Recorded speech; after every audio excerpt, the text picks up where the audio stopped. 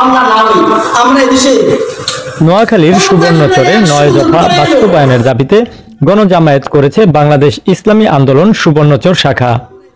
শনিবার 16 নভেম্বর সন্ধ্যায় সুবর্ণচর উপজেলার 8 নং মোহাম্মদপুর ইউনিয়নের আক্তার মিয়ার হাটে অনুষ্ঠিত গণজামায়াতে মোহাম্মদপুর ইউনিয়ন ইসলামী আন্দোলনে সভাপতি মাওলানা খবিরুল হকের সভাপতিত্বে ও কলরধ্বনি শিল্পী গোষ্ঠীর সদস্য ইসমাইলের সঞ্চালনায় প্রধান অতিথি হিসেবে বক্তব্য রাখেন বাংলাদেশ ইসলামী আন্দোলনের নোয়াখালী দক্ষিণ শাখার সাংগঠনিক সম্পাদক মাওলানা মুদাসসির হোসাইন।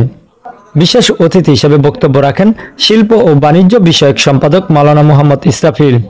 সুবর্ণচর উপজেলা পূর্ব শাখার সাংগঠনিক সম্পাদক মোহাম্মদ ইসমাইল সিরাজি, মাওলানা শাহাব উদ্দিন, মাওলানা হোসাইল আহমেদ সহ অনেকে। গণজামায়াতের নেতৃবৃন্দরা বেশ কয়েকটি দাবি উপস্থাপন করে থাকেন। এর মধ্যে দ্রব্যমূল্যের দাম কমিয়ে দিতে হবে, সুবর্ণচরের রাস্তাঘাট সরকারি খরচে মেরামত করতে হবে, সর্বশেষ ফেয়ার নির্বাচন দিতে হবে বলে জানান। তাছাড়া আরও উপস্থিত ছিলেন মাওলানা নুরুল ইসলাম, শাহাদাত হোসাইন, মোহাম্মদ দেলোয়ার হোসেন, মাওলানা মোহাম্মদ মোস্তফা, মাওলানা মিজানুর রহমান, নাসির উদ্দিন, মোহাম্মদ শাহজাহান সহ প্রমুখ।